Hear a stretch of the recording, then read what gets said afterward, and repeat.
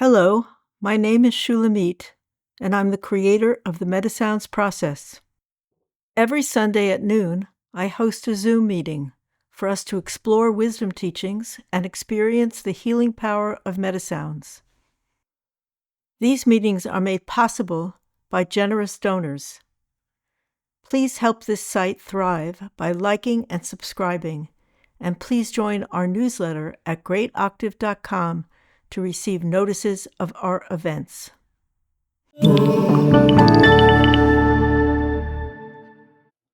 So, welcome everybody,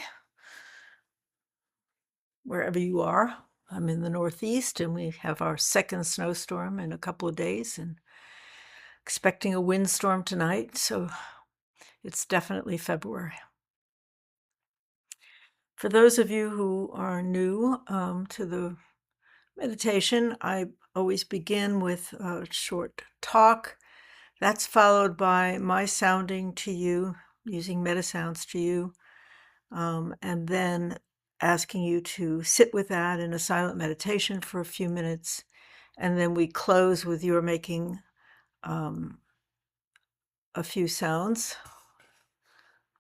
If you need to contact me, you have my newsletter, my website. Meditation is brought to you courtesy of the Great Octave Foundation, which is a not-for-profit organization. And the email is thegreatoctave@gmail.com. If you miss any of the teachings, I post them on YouTube. And that link is listed both on my newsletter and on my website at greatoctave.com. If you do visit YouTube, it would be helpful for you to subscribe and to like so that I can get the word out. You know, they have algorithms who handle this on the YouTube end. Okay. So today, I sent this out in the newsletter, but I want to talk about how everything is connected to everything else, and how we are all connected to everyone else, and how our actions bring consequences, and how our thoughts breed actions that breed consequences. So I'm talking about karma, but I'm not talking so much about reincarnation, but just about the fact that everything that we do produces a result. And that result may be to our liking or not. It may take decades to be realized or happened a few minutes later. But that really reminds us, if we understand and really understand, that our thoughts are not without power, that our deeds are with power, even though we might consider ourselves not terribly important. We affect the world, and our actions and thoughts spill out, and almost like in circles, affecting widening and widening groups. So we're part of something larger than ourselves. But in order to begin awakening, and I think given the speed with which our world is turning, this is just the beginning, and it's only February. I mean, this year has just begun. The changes are underway, and they will touch every corner of our lives, even for those of us who are not currently affected by what is going on. So where do you begin? How do you begin to change yourself such that you can live through these unsettling times and be prepared to respond with thoughtfulness and care? And how do you begin to affect the larger society? Obviously, there are a lot of people who have megaphones these days. They're on social media, they're on, the media itself, magazines and articles and newspapers and so on, and celebrities. I mean, these people have big megaphones, and they are trying to shape our understanding of the nature of reality. And we, to some extent, listen to those outlets or to those individuals with whom we share a certain affinity.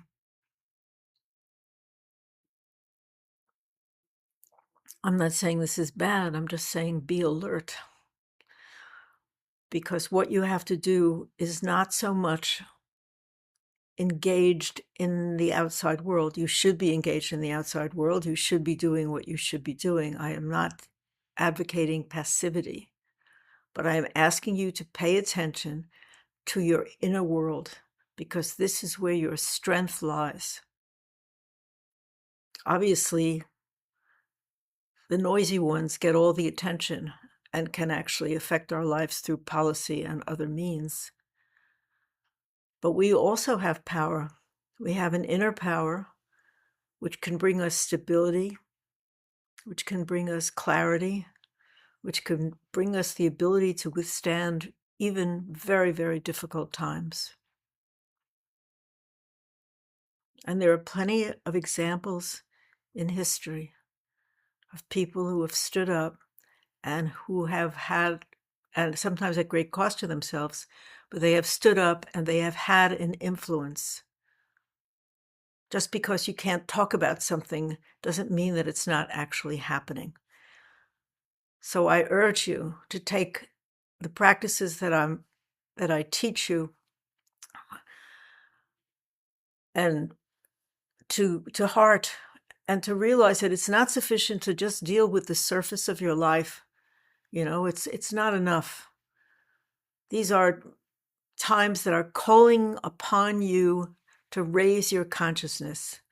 And this is not something that's like outside of us. It doesn't belong necessarily to the great spiritual leaders, you know, to the Pope, to the Dalai Lama, to the great rabbis and pastors, etc. It's not their property. It's inside of you. You are constituted of a physical being, which of course can experience pleasure and pain and fear.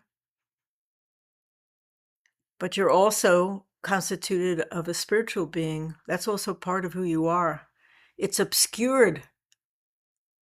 That part of us is obscured by the amount of talking that we do to ourselves to uphold a version of reality, and the amount of listening we do to outside forces that also try to shape our version of reality. And it's kind of hard to resist. I'm not saying it's easy to resist, but if you are concentrated on your core, if you are asking the questions which bring you into connection with the higher realms, and this can be done through sound and through self-observation, learning about yourself, you can develop a steadiness that will really surprise you. And what does that mean? I mean, it's about happiness. It's about happiness, about not struggling for meaning, about not struggling, trying to figure out why there's so much injustice in the world. And there is. And there is a tremendous amount of injustice. But that doesn't mean you have to participate in it, either through your quiet acquiescence or through your actions. You can cultivate your inner strength so that you can be free. Maybe not completely free, because maybe that's not possible, but freer. You don't have to buy in to the conversations that happen every day. And I'm not necessarily talking about the greater global reality or the political reality. I'm talking about your life, your friends, your relatives. We all have those. And sometimes they can be challenging, those relationships. And we can be angry, and we can be jealous, and we can be kind, and we can be thoughtful. We can be a lot of things. But one of the things that you really have to be is to be dispassionate to some degree. In other words, not to attach, but at the same time to be kind. So you have to cultivate compassion. Compassion is something that doesn't attach you. Because what happened, the example is empathy is when I feel what you're feeling. So if you're suffering, I suffer. I can't take on too many people at the same time if that's what's happening. It's too hard, you know. You feel what the other person is feeling. Compassion is you see what the other person is experiencing. You recognize that you, as a human being, also have felt that way, or you could imagine yourself in a position where you would feel that way. So you can be compassionate and kind about it. It doesn't mean you have to hang around lousy people. It doesn't mean you have to subject yourself to the abuse of others. No, it means that you can be kind and be free at the same time. And this brings joy and happiness. And happy, joyful people don't try to impose their ideology on other people. They don't tell other people how to live. They recognize that life is hard and everybody has their own story, so it's not, you accept the fact that you don't know. It's been a hard enough struggle for you to come to terms with yourself. So the key again is, what practices can you undertake that will allow you to experience a sense of connection to an abundant reality which is supportive even in times of difficulty? What practices do you have to undertake to raise yourself up? This is what this time is about. It's not, we see the destruction. We see the potential for destruction. We see the undermining of our entire way of life I personally don't comprehend it yet, through the coming of artificial intelligence. I don't know how that's going to impact me personally and others. I know people will lose their jobs, but I don't really understand the full extent of that, right? So these changes are basically saying that we have to also change our worldview. For the last 8,000 years, we have been involved with judgment, judgment, judgment, judgment. We're better than everybody else. We're smarter than everybody else. Let's kill the person who isn't like us. That's who we are. But there's another way to be. And this world is coming to a conclusion in this. I don't mean that it's the end of the world. I mean that this way of thinking is coming to a conclusion. It may take decades and it may be very painful. But we're trying to embrace something new that's coming. And many traditions speak of this time.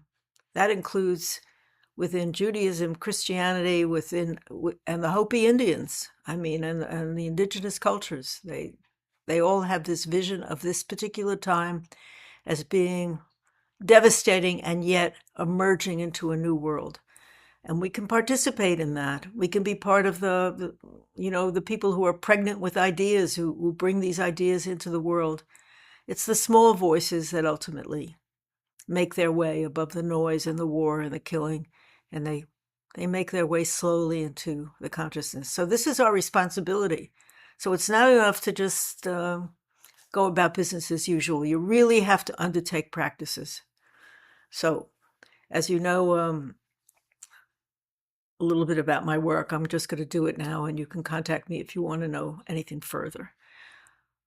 But I'm going to make the sounds to you right now. Your job is to just sit there and receive. These are vibrations which resonate with the vibration, with your own vibration and with the core of the universe.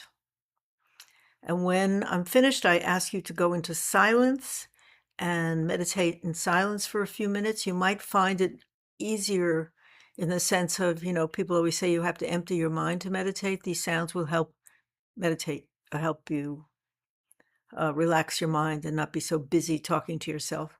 And then we're going to conclude with doing the ah sound, which I will direct you to at the end, right? Okay. So right now your job is to sit, be comfortable, make sure you don't have any background noises, telephones and things like that. Give yourself the gift of a few minutes of non-interruption. Okay.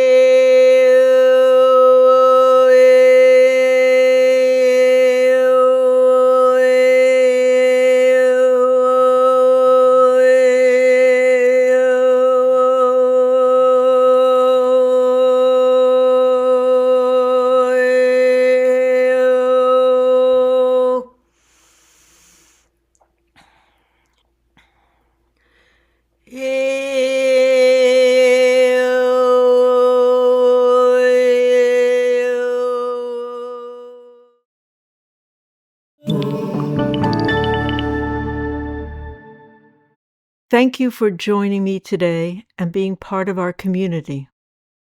I invite you to join us every Sunday at noon Eastern Time for the full live experience. Wishing you a wonderful week, and I look forward to connecting with you soon. Please don't forget to like, subscribe, and share. Visit greatoctave.com for more details about these webcasts, our newsletter, donations, and more.